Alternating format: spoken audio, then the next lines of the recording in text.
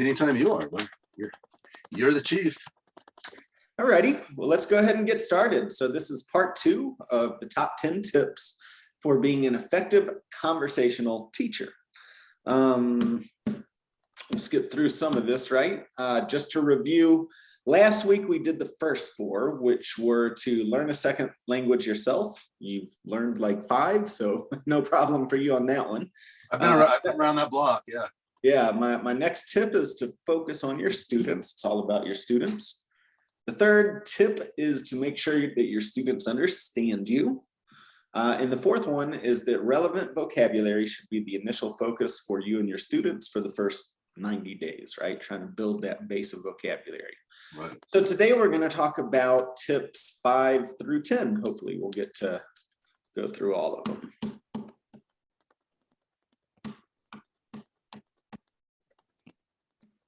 All right, so here it is. My 5th tip is that all activities should be done from the perspective of a conversation. So everything that I've been doing for the past 10 years or so has been dedicated to truly understanding what a conversation is and then teaching the language based off of a conversation, as opposed to what the traditional approach is where you understand what the grammar of the language is and then teach the language based off of the grammar, right? And I think about it like this. As small children, we did not learn our first language based off of grammar, right? I have yet to meet a parent that has told me they gave their 3-year-old son or daughter a grammar book.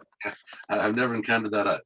So my theory behind this, my thought process behind this is we should make it more of a natural approach for high school children, middle school children, for adults when they're learning their second language to essentially mimic the way that little kids learn a language, which is based off of a conversation, right? So what is a conversation?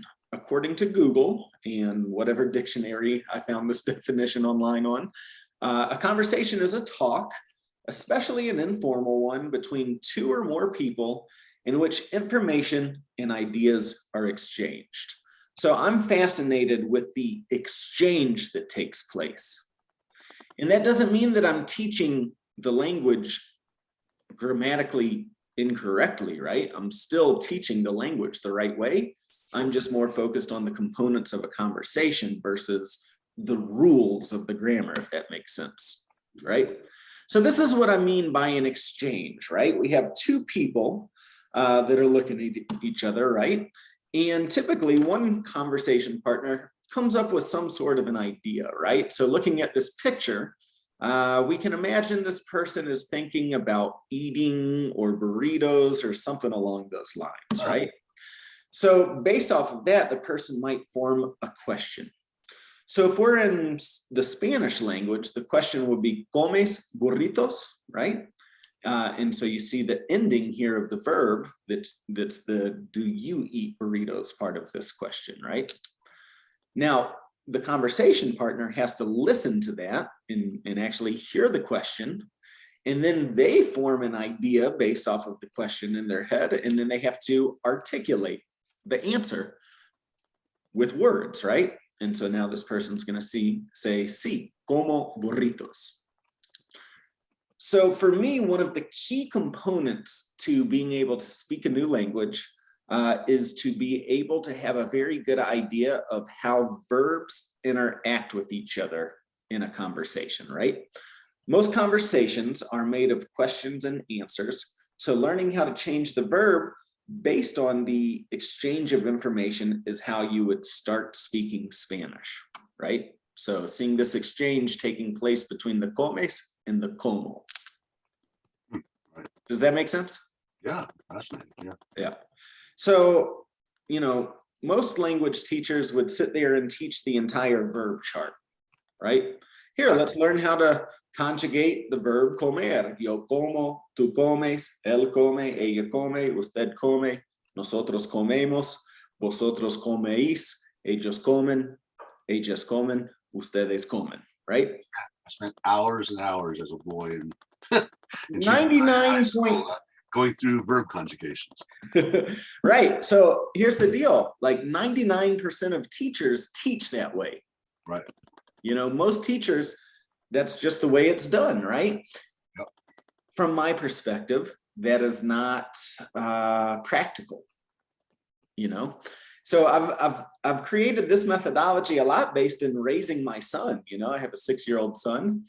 And so as I'm raising him, I'm actively looking at the way he has learned how to speak his first language, right?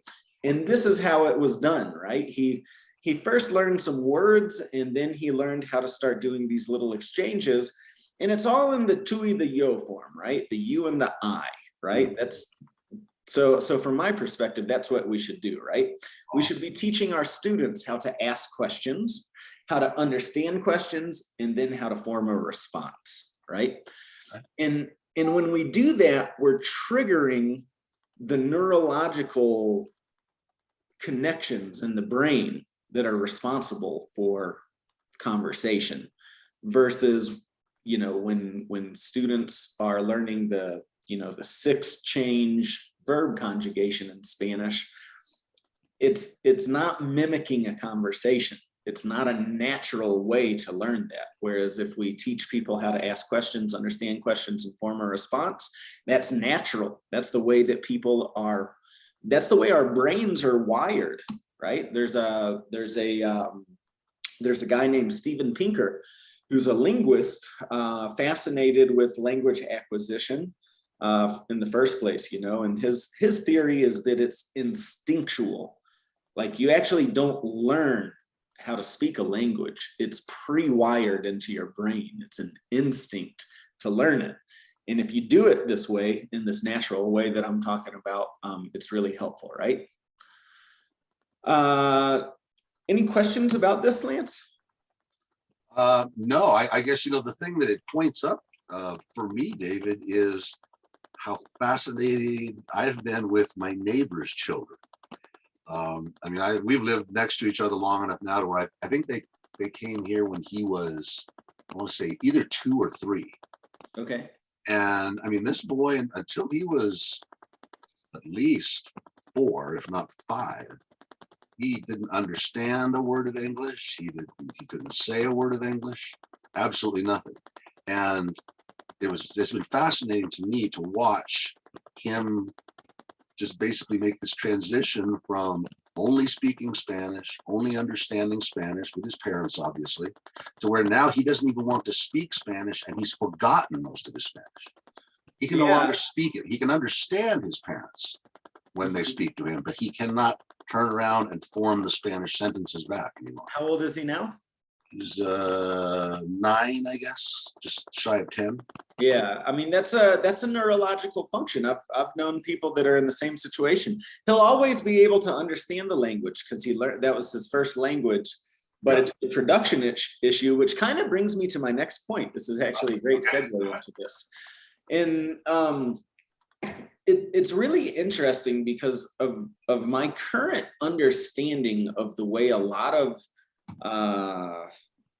school teachers, like elementary, middle school, and high school teachers, they've started to make this shift from the traditional grammar-based approach to what's called comprehensible input. And I was actually shocked. I just, you know, because I'm all about comprehensible input. I love it, right? And that's like what we were talking about in the earlier tips, which is making sure that your students can understand you. If your students don't understand you, it's something that's called noise, and therefore there's no language acquisition taking place. And so, you know, like in my early experiences, I think I've told you of how I first went to Spain and did an immersion program in Spain before I spoke any Spanish. And I didn't learn anything because I couldn't understand my teacher. Sure. Well, I think it's great that people are catching on to comprehensible input, which was a theory that was created some 50, almost 60 years ago, saying, you know, in order for people to acquire, to be able to use the language, they have to first understand it, right? And that's the first step. Well, unfortunately, a lot of these language teachers today are taking that as we're only going to talk to our students and we're not going to ask them to speak in class. Oh. I mean, how would the students get anywhere just doing that? Just listening to the teacher speak? So input is only half of the equation, right? Learning how to understand a language is only half of the equation. Your neighbor's child that can understand Spanish but has lost the ability to speak the language is exactly why I would say that is not what we want to do, right? We should actually be encouraging early production of the language, because that's great. He'll always be able to understand Spanish, but then he can't speak it. Exactly. And you know, your brain has different compartments, you know, the stuff gets kind of compartmentalized, or I guess that's the term I'm looking for here, you know, and I would say that that's not what we want to do. We should be encouraging people to speak from the very beginning. So imagine, Lance, if you were to make a New Year's resolution to learn Spanish, do you think, like, when it comes to January 1st and people are deciding this is what they're going to set their goals on the year, do people want to learn how to understand Spanish this year? Do people want to learn how to read Spanish this year? Do people want to learn how to write Spanish this year? Or do people want to learn how to speak Spanish this year? Unquestionably, number 4. I can just about guarantee that. Now I could see an argument for people saying, hey, I'd really like to learn how to read in Spanish so I can read, you know, Cien Años de Soledad in the native language. Like, that actually makes sense, but it's probably, you know, a tiny less than 1% of people that are thinking about learning a new language, right? People want to speak the language. Absolutely. I promise you that if you're working with students that want to learn Spanish or want to learn English with you, that they want to learn how to speak the language. And so that's why we should give them what they want. You know, going back to my second tip, make the program all about your students. I promise you, your students want to speak the language. And if, you know, comprehensible input, I love it. I love it. I love it. I can't say anything bad about it. But I can say that if you take that to the extreme and all you do is talk to your students and give them reading assignments that's in comprehensible input, sure, that's stimulating their language acquisition process. But at the same time, it could potentially be boring them. I would be bored if I went into a Spanish class, a Spanish lecture. Essentially, that's what they're doing, right? An hour of lecture. Right. In the target language. That would be boring to me. I would, Well, David, you know. So I'm curious, what is the theory? You say that elementary, middle, and high school Spanish teachers are moving in this direction. What is the theory of acquisition there? So it's based in Krashen's. He has in Stephen Krashen's second language acquisition theory. In comprehensible input is one of the kind of sub theories that he has mixed into this, you know, big entire theory, right? And so his theory is that people acquire the language through comprehensible input, right? The more people understand what's being told to them, the more that they will be able to use the language, and that it's a subconscious process that happens, right? You can't actually teach somebody how to speak a new language. It's something that just happens in the brain subconsciously when they're exposed to enough of the language that they can understand. Okay. But even if you read his books, which I have done, which I'm actively doing right now, he throws in a diagram where you can see comprehensible is on one side of the diagram, comprehensible input is on one side, and comprehensible output is on the other side, right? Input and output, that's the conversation. At the heart of this diagram, the word conversation is right there, right? But in his theory, he totally downplays output. And I think this is based in one of his other theories, which is what we were talking about earlier, which is the affective filter, which is that when people are motivated, when they have a high level of self-confidence and a low level of anxiety, they're more likely to acquire the language. So that's what these comprehensible input teachers are understanding, is that if they try to force their students to speak the language, it will create too much anxiety in them and they'll shut down and they won't be able to speak the language, which is totally true. And I totally agree with that. I just think that a lot of teachers have kind of taken that a little bit overboard, right? So my perspective is early production is a good thing, just as long as it's done in the right way, right? If you're calling on a high school student to come up in front of a class of 30 or 40 of his peers, of course, that doesn't sound like a good idea to me. That sounds like it would create a lot of anxiety. But we were just having this conversation, Lance, a couple of days ago. What happens if you get 10 students in a class or 20 students in a class? Okay, what can you do to lower the anxiety? Split them up into small groups, right? Get them into working groups of 2 to 4 students each, as opposed to trying to get them to come in front of the class and in front of the entire class, right? There's still things that you can do in terms of classroom management and classroom design, even if you're working with a large group of students, that will lower that anxiety level and help people build their self-confidence. So I take it that all of this theory that we're discussing here really kind of explains everything that I've heard all of my life from people. We get into conversations about language, languages I speak, their experience with studying language. And I can't not even tell you how many times, hundreds of times probably, people have told me, oh yeah, Lance, I took the German, in junior high and high school. And, I can maybe say a couple of sentences now, and that's it. Right. Or, they say, well, yeah, I did 3 years of Spanish in high school, and I start speaking some Spanish with them, and they look at, oh, yeah, I don't remember any of it, Well, I get that kind of response all the time. As you've seen from watching my classes, I had class with Jairo yesterday, and I told Jairo, wow, I got to tell you, Lance was amazed at your conversational abilities, that you only started speaking with me in February, and you can speak English. He told me yesterday he got promoted to being a manager at a store. Really? Because he can speak English now. Because of his English? 2 months. We're going on 3 months because we're at the end of April, right? So, David, it is simply astounding, and I'm so excited to actually get into using the program and watching it myself. Yeah. So what I do, Lance, is that I encourage speech versus I force my students to speak, if that makes sense, right? So here's an article from Stephen Krashen in the web link here, where he's talking, I think the name of the article is Down with Forced Speech. And that's what these comprehensible input teachers have understood is, we should not make our students talk while they're in class. All we should do is talk and have them listen and understand us, right? Right.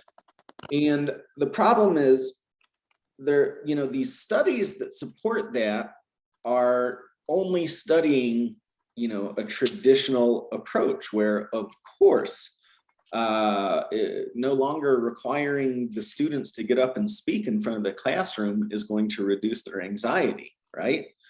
He quotes this woman that has to take a Valium before she goes to Spanish class. he's talking to his next door neighbor, and she says, I have to go in and take a Valium because I'm on my way to Spanish class, right? Oh, wow. But this paper, in my opinion, if you read it, is actually full of contradictions. He gives actually very little evidence to support this theory. And he even throws in little stories of people where they feel really uncomfortable in class, but then they have no problem going up to the teacher and talking to the teacher one-on-one after class. That is still production. So they're just uncomfortable speaking in front of the entire class. Mm-hmm. They're not uncomfortable speaking the language. They're uncomfortable speaking in front of a lot of people. So again, I'm huge on this affective filter. Our job as conversation teachers is to motivate our students, build up their self-confidence, and reduce their anxiety. And if we're doing that the right way, then we're not forcing them to speak the new language, we're encouraging them. And I think, I'm really big on, I don't know if I talk about this later, but I'm really big on, have you ever read Dale Carnegie's book, How to Win Friends and Influence People? Sure. Fantastic book, right? What does he say about motivating people? You have to be lavish in your praise. Lavish in your praise. And heavy in your approbation, right? Yeah, Lavish in praise and heavy in approbation. I haven't And heard that's that phrase for a long time. It's been a lot of years since, yeah. I want to get that tattooed on my forehead. I love it. I love it. I love it. I love it. And as a teacher, that's what I do with my students, right? I'm lavish in praise and heavy in approbation. When they start speaking, as you've seen in my classes, I don't do a whole lot of error correction. I do if I really need to. You've asked me about correcting pronunciation, Again, if I really need to, I will. But this is what I'm talking about. If I'm too heavy with the corrections, it's going to increase their anxiety and lower their self-confidence. I get it. So like, I'm just thinking like recently we were talking about the word, Hydro has the heavy Spanish ooh sound, right? Yes. So like talking about the word build, it has a U in it. So he likes to try and pronounce that phonetically, like build, right? And if he's really that heavy with it, then I'll correct him, but just as long as he's, hey, I like to build things, like maybe it's not 100% pronounced the right way, but it's understandable, I lay off. I don't need to correct that. And the example that I had noticed in class the other day was his pronunciation of lunch. He says lunch. Lunch. Mm-hmm. Right. Yeah. So, to me, that's a comprehension problem, because I'm not going to necessarily think that a person's going to understand what a lunch is, if he's not speaking to somebody. It'll heavily depend on the context of a conversation, right? Right. So again, if he says lunch in a way that I don't understand what he's talking about, then I would have to help him figure that out, Exactly. And I'm not advocating that I'm going to let him continue to say it that way, but we're still in a beginner level. I don't want to cut his self-confidence down too bad. Hey, he said lunch. We understood that we were talking about hamburgers and French fries, and he said lunch, and I totally understood him, right? Once we get into an intermediate level or an advanced level, then you have to be a little bit more strict with stuff like that. But again, we want to encourage that speech, and I'm much happier with the fact that he's saying lunch, like the opposite of that would be he doesn't say anything at all because he's too nervous about making a mistake, right? I totally get it, David. Makes total sense to me.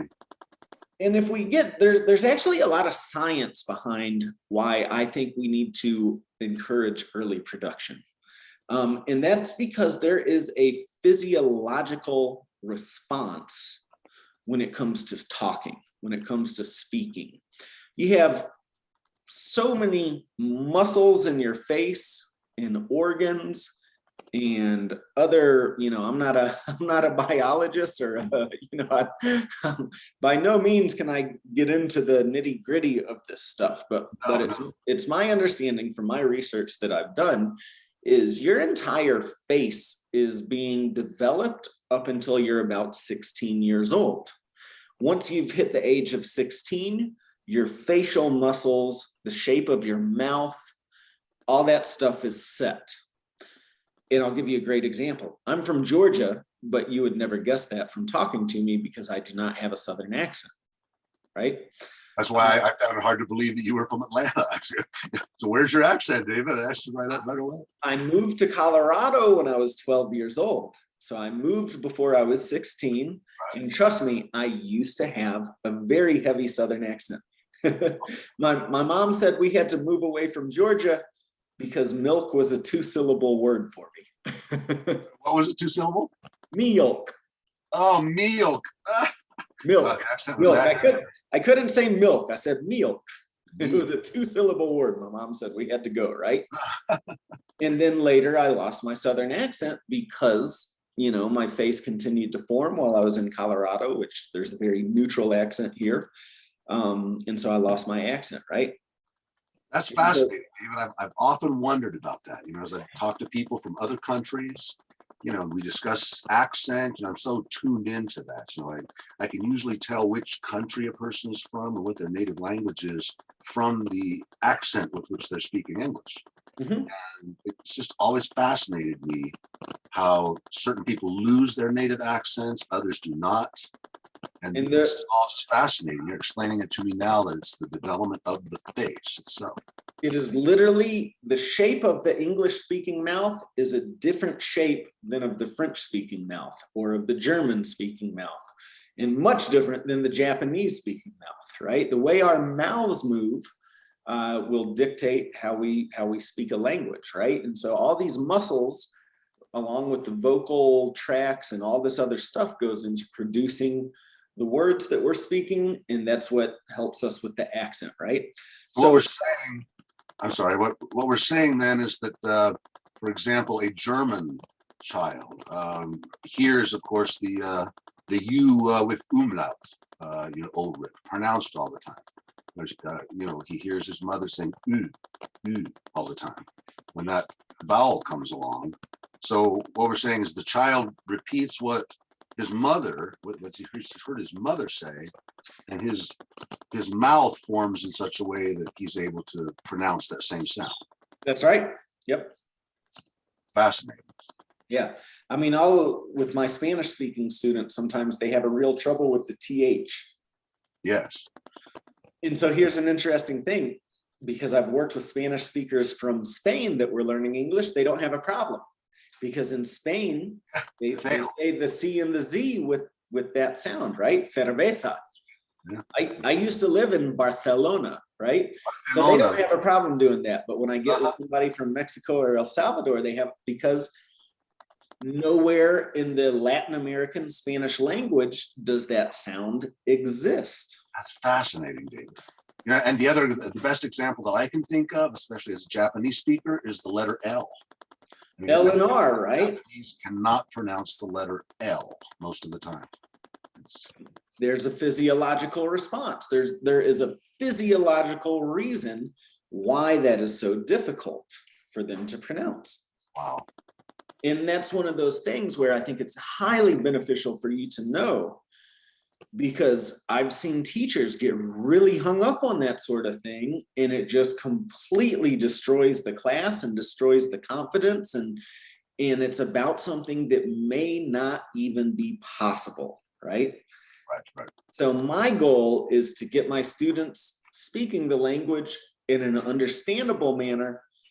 If I focus too much on perfecting that accent, it just might not happen, right? So you have to understand this physiological, there's science behind this. Another very interesting thing why I think you need to, and this is probably, I would say, even more important, right? And I'm sorry, I just wanted to go back to this what I forgot to make one point. So my theory here is learning how to speak English or Spanish or whatever language it is, it can be compared to learning how to play golf or learning how to play baseball. There's a physiological, it's like muscle memory, when it comes to swinging that baseball bat, people that can hit home runs really well, they've just gotten that motion down, right? Or people that know how to play golf really well, that's a very awkward motion for your body to make. It's completely, there's no natural movements where we would, be swinging our arms in that way. And when I play golf, I'm terrible. I don't know how I do it. I make the golf ball go backwards. I slice the ball. It goes way over there, and I've even made it go backwards. And I don't know how that's possible, but I'm so terrible at that motion, right? Yeah. And that's why you hire, a golf pro that sits there and, works with you to swing your arms in that right way. Have you seen that where, you got a guy that comes up behind you and literally grabs your hands on top of you and and shows you how to swing it. And so that's what I think our role as the language teacher. I spend a lot of time, and it's kind of cool online how you can get really close to the camera and I show students exactly what's going on in my mouth when I make that, to say thanks. You have to actually take your tongue and touch it to your teeth here. You bet. thinks, right? And that's that physiological response that you can think of it like that. You know, you're literally doing muscle memory with that sort of thing. Fascinating. The Wow. next part of this is where I'm really fascinated by this, right? Your brain is split into multiple compartments, right? Right. And everybody has always heard, oh, I'm left-brained or I'm right. You know, you've got the creative type or the engineering type, and there may be some stuff to that, right? Like my dad's an engineer, and sometimes we talk and it's like talking to somebody from a different planet because I'm a creative type. I'm artistically inclined and I'm very creative, right? And so we're activating different compartments of the brain. But when it comes to language in the brain, increasingly neurolinguists are identifying certain parts of the brain that are responsible for certain things, right? And so good areas for you to familiarize yourself with, right, is what's called the broca's area, the motor cortex, the visual cortex, because when you're, you know, speaking a language, you're activating your visual stimulation. And that's why a lot of people say when you teach vocabulary, use really good visual images, right? And then you've got, you know, other parts of the brain that are dedicated to listening and others that are dedicated to speaking, right?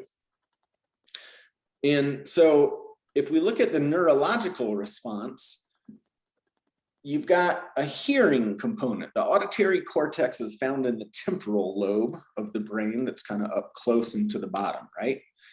When you're comprehending, you're activating this part of the brain, right? So if we just look at this part of the brain versus this part of the brain, right? So when you're hearing something, you're activating a pretty large part of your brain. But then when you go to decide like actually what the person's telling you, and you get into comprehension, the Wernicke's area is a critical language area in the posterior superior temporal lobe that connects to the Broca's area via a neural pathway. So and it's much smaller.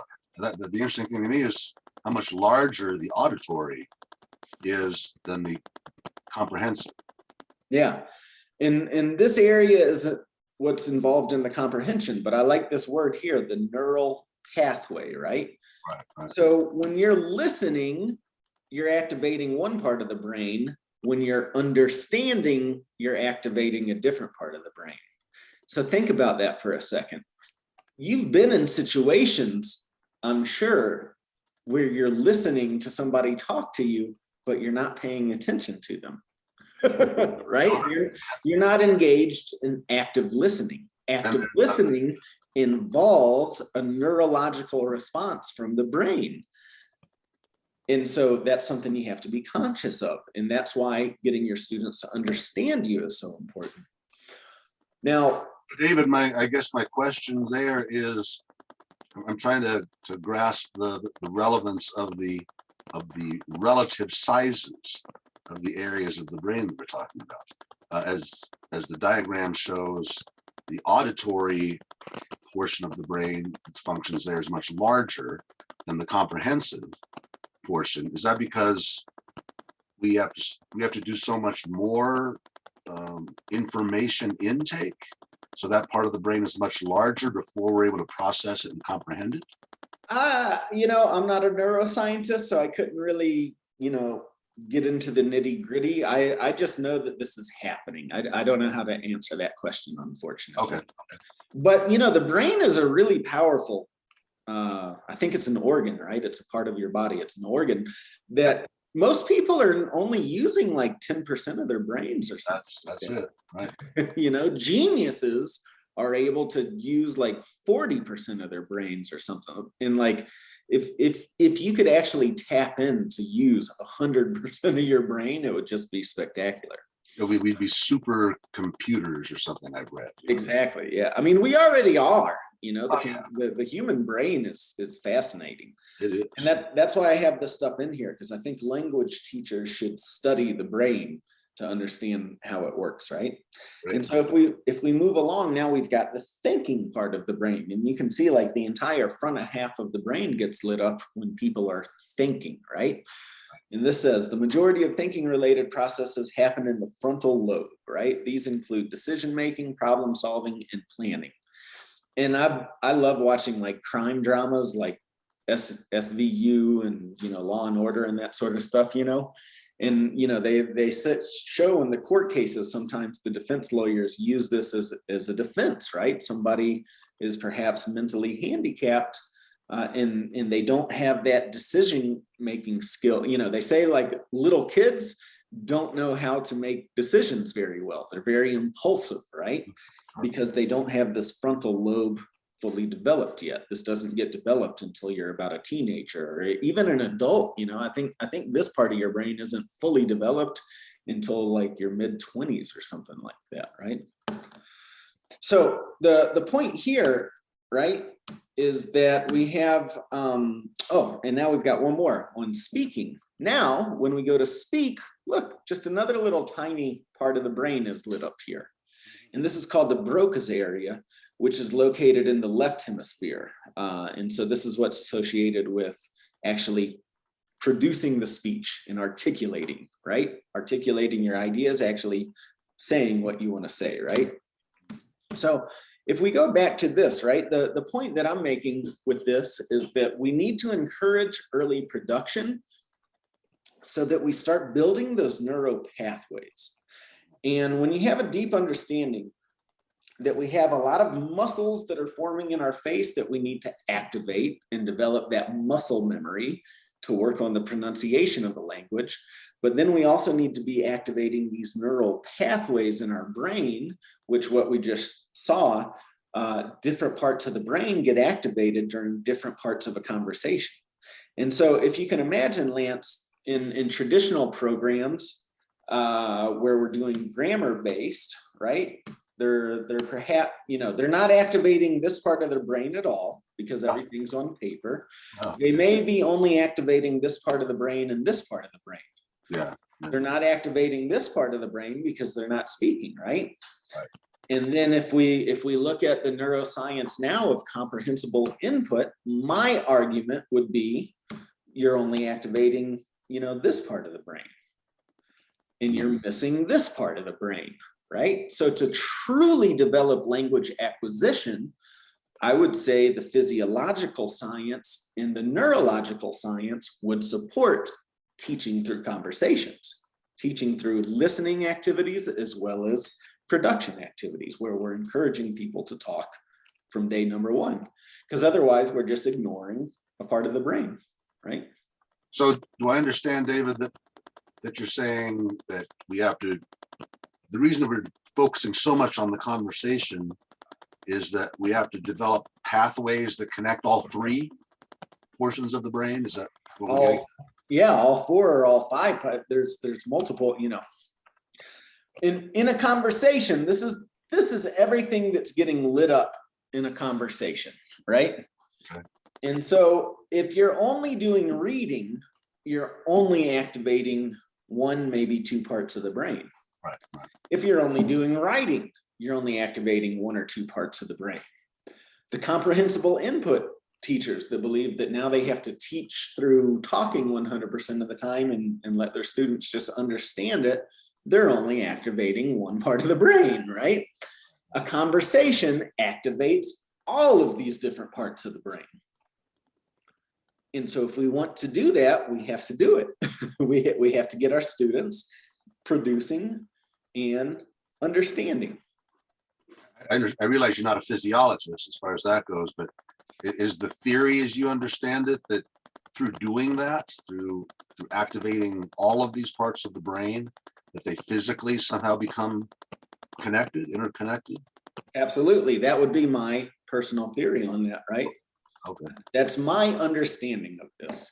All and right. that's why we have to do this from day number one, because there are physiological and neurological things that you have to build. You have neurological pathways, right? Like people develop addictions, smoking cigarettes, for example. You've got a physiological response happening to the nicotine, but there's also a neurological or a mental response that's the act of smoking that people get addicted to, right? Mhm. And so, when it comes to breaking habits or developing new habits, those are all based in these neurological pathways that we want to encourage our students to develop. Fascinating stuff, David. Man, Oh, I love this stuff. I could talk about this stuff all day. I love it. Yeah. I can tell you get excited about it. Yeah.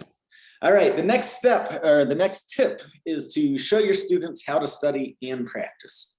So I created this little image because, and this goes back in lines with Stephen Krashen's theory that you can't teach somebody how to speak a new language. They acquire it subconsciously. I like that theory. Sure. And so I can be on board with that. And so that's why I think our job as a teacher is, oddly enough, it's not to teach, but it's more to guide our students through this process. Exactly. Yeah. So when it comes to learning how to do something, there's got to be some form of instruction. It's very rare somebody just gets up and knows how to ride a motorcycle. Like, somebody needs to actively show them how to move the throttle and how to brake and how to shift gears and stuff like that, So there's got to be some type of instruction that takes place.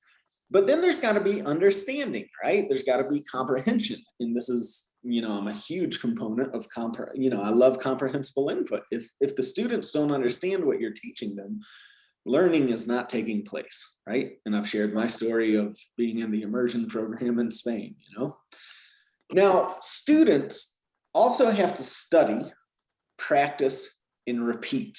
There's got to be a lot of repetition. As teachers, we're limited to maybe number one and maybe number two, right? Ideally, we're creating our program in a way that our students can understand it, right? But it's up to us to develop the instruction and the comprehension. Most of the learning process is done by the student, Sure. So, in my opinion, that means we have to not only teach our students the language, we have to teach them how to study the language, and we have to teach them how to practice the language. Mm-hmm.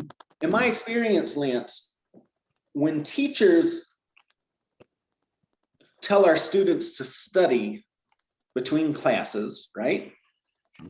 We're expecting them to do certain things. We're expecting them to try to memorize vocabulary with flashcards or some other, memorization tool. We're expecting them to read. We're expecting them to study. We're expecting them to fill out the homework assignments and stuff like that, right? But I think when students hear their teachers say go study, that means they go home and open their books and they start doing the activities in the books.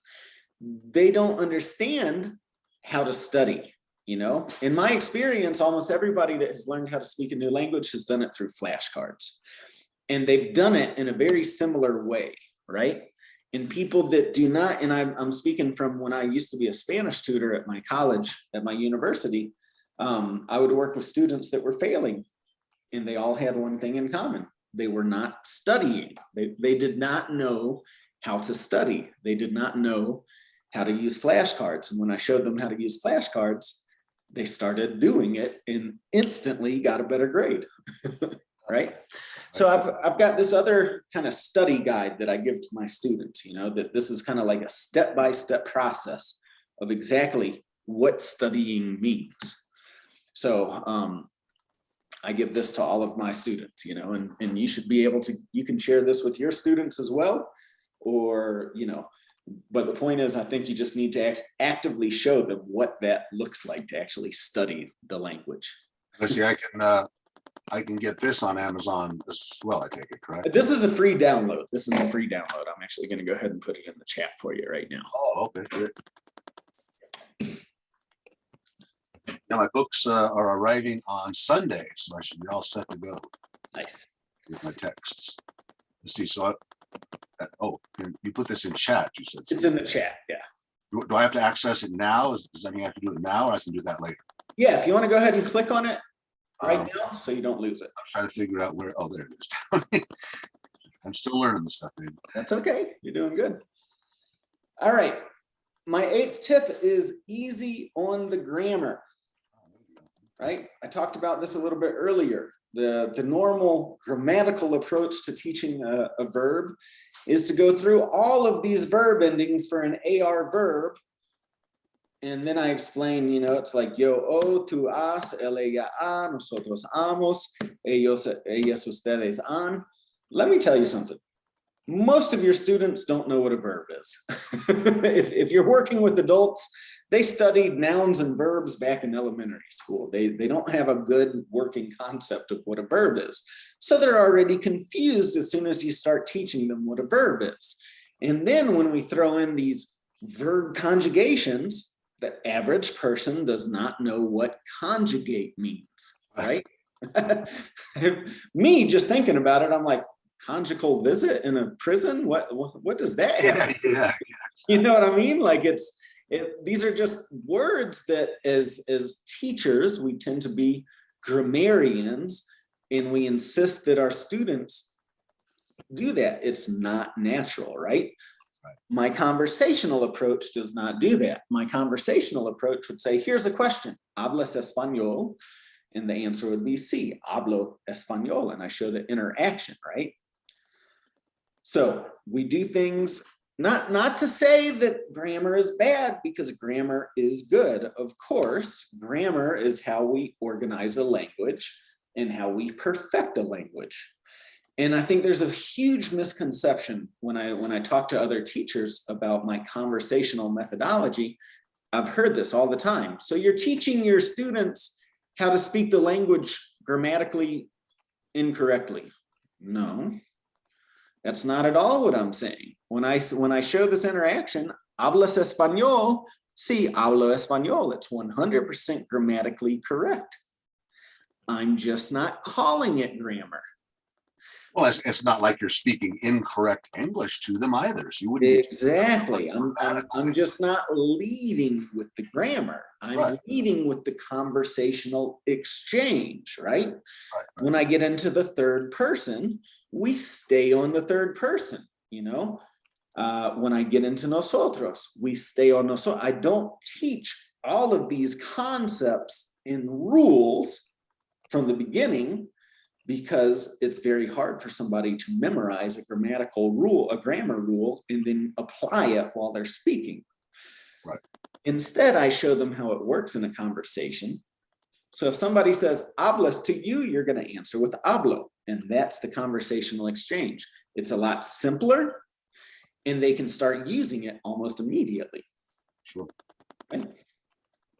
Step number 9, or tip number 9, stop talking. There you go. This is the biggest challenge, I think, for teachers. Yeah. Because teachers think their job is to teach. And plus teachers tend to, we like to think that we know so much more. Oh, we're so smart. We're the smartest people. We love to hear ourselves talk, right? and that may be very much that way. Lawyers are horrendous when it comes to. I mean, a number of people, right? And that may be true if I'm teaching history, that I can get up there and give a lecture, and my students are going to learn based off my lecture. Sure. But in a conversation class, your student should be talking at least 80% of the time, right? Right. Again, our job as a teacher is to guide our students through this. We can. You took the word right out of my mouth. That's exactly the word that was on the tip of my tongue, to guide. Yeah. Right? Introduce new concepts when they need to be introduced. Correct your students minimally if necessary for understanding, which you've seen me do. Dale Carnegie, lavish in praise and high in approbation, right? Compliment your students frequently. But for the most part, let them do all the talking. Makes perfect sense. You're not the one who's learning to speak, it's the students. My last tip is to help your students find conversation partners, right? And this is something that almost nobody does, but it's what really helped me learn how to speak Spanish and build up my confidence when my school organized a little meeting with teachers and their friends that were learning English. This is when I was living in Argentina, and they invited all their friends in that were learning English, and like we did this little language exchange where we it was kind of like speed dating. We kind of would go around the room, rotate every 5 to 10 minutes, speak a little English, speak a little Spanish.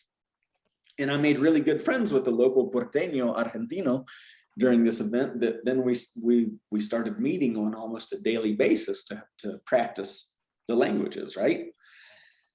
And I got so much out of that experience, and it was partly because I was helping him with his English, and then he was helping me with my Spanish. And it was a true exchange, it was quid pro quo, right? We were both benefiting. We were all getting something out of it. And here in the United States, if you're working with ELL or ESL students, they want English people, English speakers to practice with, right? Chances are you have friends and family that you can introduce them to, right? Or like what I do at my school, and this is the reason why I've always taught Spanish and English, is weekly I get my students together. I try and create what I call a conversation club or a language exchange. And almost every high school or middle school or elementary school out there has students that are learning Spanish, and at the same time has a ton of Spanish speakers that are learning English. And I don't know of very many programs that actually take advantage of that to host like a weekly event where they get their students together to actually speak. So a huge piece of advice for every language teacher out there: create these conversation clubs to help your students ease into finding people that they can practice with, because practice makes perfect. Right. Well, that is it. Those were my 10 tips, Lance. Is next steps. You can follow me on social media. I'm on Facebook, YouTube, and TikTok. I've got a ton of videos on YouTube, as you already know. And as of course, I'm a teacher, so I've got to give you some homework. Here's the list of books and webinars and websites you should visit, which I can send over to you in an email, so you have these direct links. I have Krashen's, I have that first book on the way. I bought it on eBay a couple of days Nice. Yeah, I think it's really helpful. Yeah. I don't know. I'm flexible. I don't have another webinar planned, so let me know what you would like to talk about for the next webinar. Here's some ideas that I have. As you can see, I've got a lot. You can kind of think about those, and just let me know when you would like another webinar and what topic you'd like to learn about, and I'd be happy to throw something together. Of course, you'll send me the replay of this. You'll